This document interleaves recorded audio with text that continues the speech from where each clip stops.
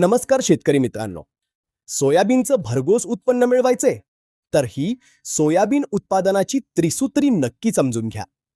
पहिली पायरी म्हणजे बियाणे उगवण क्षमता चाचणी. पेरणीपूर्वी तुमचं बियाणं किती टक्के उगवतंय हे पाहणं अत्यंत महत्वाचं आहे. 100 दाणे ओल्या गोणपाटात ठेवून 5 ते 7 दिवसांनी त्यांची उगवण तपासा. 70% अधिक उगवण असल्यास ते बियाणं पेरणीसाठी योग्य समजा.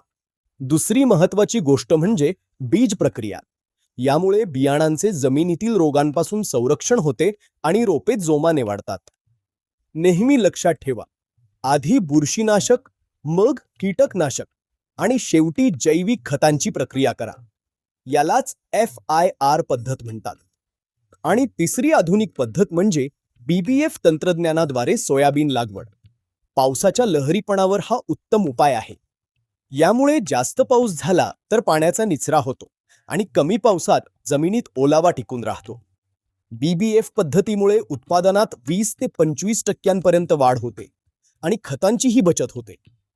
तर शेतकरी मित्रांनो, ही माहिती आपल्या इतर शेतकरी बांधवांना आणि नातेवाईकांना नक्की शेअर करा. आपण सर्व मिळून समृद्ध होऊया.